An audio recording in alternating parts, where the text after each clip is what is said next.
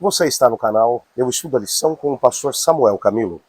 Hoje é terça-feira, dia 19 de dezembro de 2023. E o tema que estudaremos na nossa lição será o testemunho do fiel Mordecai. O texto que nos acompanha durante toda essa semana é o texto de Isaías capítulo 49, verso 6, que diz: Farei também com que você seja uma luz para os gentios, para que você seja a minha salvação até os confins da terra. Antes de podermos desdobrar aqui o nosso estudo de hoje, eu gostaria de fazer uma prece especial junto contigo, pedindo que o Espírito Santo de Deus nos ajude a podermos compreender aquilo que vamos estudar. Muito obrigado, Senhor Deus, por tua palavra e pela certeza que temos de que teu Espírito fala conosco. Nos ajude a podermos entender aquilo que vai no teu coração. Pois é em nome de Jesus que oramos. Amém. Quando nós olhamos aqui para a história de Mordecai, e precisamos analisar aqui um pouco dessa mesma história, apesar de não termos tantas informações a respeito dele, o que sabemos é que Mordecai, vivendo numa terra estrangeira como um exilado, ele tinha tudo para viver uma experiência de alguém que estava irritado com a vida, se sentindo talvez até mesmo fracassado, porque pense em ser exilado do seu país, em viver uma experiência onde você perde de uma hora para outra a tua casa, os seus bens, a sua cidade, a sua terra natal é completamente destruída, não fica uma pedra em cima da outra, todas as cidades derribadas, todos os recursos, os bens são confiscados por uma nação estrangeira que a invade. Imagine, para o coração de alguém que viveu uma experiência como essa, o tipo de pensamento que teria a respeito da religião, a respeito de Deus. Quantas são as pessoas que hoje em dia passam por algum tipo de trauma, por algum tipo de dificuldade e acabam dizendo: Deus me abandonou, eu não quero mais saber de Deus, né? Eu não quero mais saber da igreja, estou deixando tudo para trás. Você vai pegando algumas peças soltas da história de Mordecai. Veja, Mordecai, apesar dos pesares, não conhecemos muito sobre a sua história, mas o que sabemos é que Mordecai acabou tendo que adotar a própria prima Radassa, porque os pais dela haviam falecido. Não sabemos em que contexto, mas você tenta juntar essas peças para poder perceber quanta tragédia se abateu sobre a vida de Mordecai para que ele tivesse agora que encarar não apenas as suas próprias frustrações, mas ter que trabalhar ainda com uma menina que é órfã e agora vai ter que crescer sem um pai e sem uma mãe, e ele vai fazer a vez dos dois. Tenta imaginar como deve ter sido difícil para Mordecai e viver uma experiência como essa. E ao mesmo tempo manter sua fé em Deus. Por isso, quando você vai para o Esther, lá no capítulo 3, a partir do verso 1, e você vai ler ali o contexto daquilo que vai ser mencionado da fidelidade de Mordecai, o texto vai dizer: depois dessas coisas, o rei Assuero engrandeceu Amã, filho de Ramedata, Agagita, e o exaltou, e lhe pôs o trono acima de todos os príncipes que estavam com ele.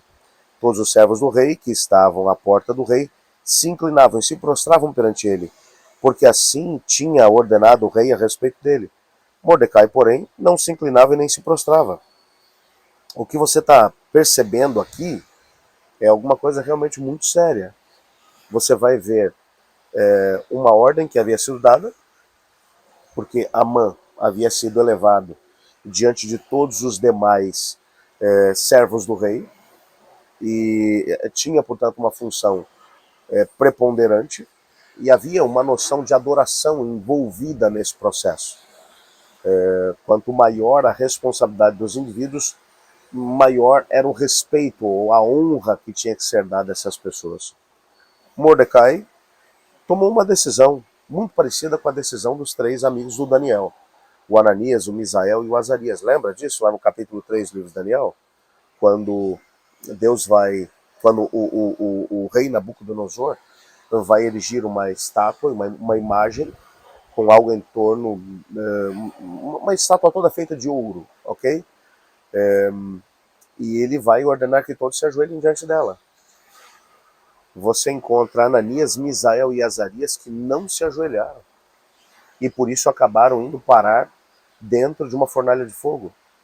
Você percebe que não é uma situação tão grande como essa, a situação que Mordecai está enfrentando, mas é também uma situação que pode lhe acarretar prejuízo, o que acabou realmente gerando um problema sério, porque Amã decide que ele vai canalizar o seu ódio contra Mordecai e o seu povo por conta do fato dele não se prostrar diante dele. Então você vai ver aqui o texto, vai perceber que Mordecai, apesar das circunstâncias, apesar das dificuldades que ele passou, Mordecai toma uma decisão: eu vou ser fiel a Deus, custe o que custar. Não são as circunstâncias que vão determinar o que eu vou fazer ou como eu vou viver. Eu vivo para Deus, ponto final, acabou. É isso. Não tem outra questão na minha vida. É Deus, Deus, Deus e Deus. É para Ele que vou viver. Eu não posso deixar de pensar aqui em, naquele texto do apóstolo Paulo, da carta aos Romanos, no capítulo 14, verso 8, quando ele vai dizer: se vivemos para o Senhor, vivemos, mas se morremos para o Senhor, morremos, de sorte que quer vivamos ou morramos, somos do Senhor. Quando você tem essa noção na sua vida, as circunstâncias externas não importam. Você pode se sentir triste, magoado, ferido, mas a sua fé vai continuar alicerçada em Deus. Nós não podemos permitir que as circunstâncias ditem como a nossa fé vai se comportar. Ou eu agora só sirvo a Deus quando as coisas correm bem. Ou eu só vou ser fiel a Deus quando eu tiver boas condições para isso. A história de Mordecai vai mostrar para a gente que a fidelidade não é uma coisa que oferecemos a Deus quando tudo está bem. Fidelidade oferecemos a Deus porque Ele merece a nossa fidelidade. Porque Ele é Deus e ponto final. Eu sei que é um grande desafio viver esse tipo de fidelidade nos dias atuais. Viver a fidelidade mesmo quando falta o emprego, mesmo quando a doença vem, mesmo quando aquela oração que talvez você esteja fazendo não vem com a resposta que você gostaria. Mas ainda assim, lembre-se das palavras de Paulo. Se vivemos para o Senhor, vivemos, e se morremos para o Senhor, morremos. De sorte que quer vivamos ou morramos, somos do Senhor. Eu gostaria de orar pedindo a Deus para que nos ajudasse a viver essa mesma realidade. Você se une a mim? Obrigado, Pai, por Tua palavra e pela certeza que temos de que somos chamados para viver em fidelidade a Ti. Mesmo que as circunstâncias não sejam favoráveis, nos ajude a viver essa realidade. Pedimos também que o Senhor possa ouvir cada pedido que foi enviado para a nossa comunidade de oração, aqueles meus amigos e irmãos que estão buscando uma intervenção da Tua parte. Responda de acordo com aquilo que é a Tua vontade, Pai. Pedimos também que aqueles pedidos que estão no coração dos Seus filhos, que talvez não foram expressos para ninguém de forma verbal, mas que o Senhor conhece, que eles também sejam ouvidos e respondidos de acordo com a Tua vontade. Pois é em nome de Jesus que oramos. Amém. Amanhã continuaremos o nosso estudo da história de Esther e Mordecai, e o tema que estudaremos será Para um tempo como este. Eu estudo a lição, e você?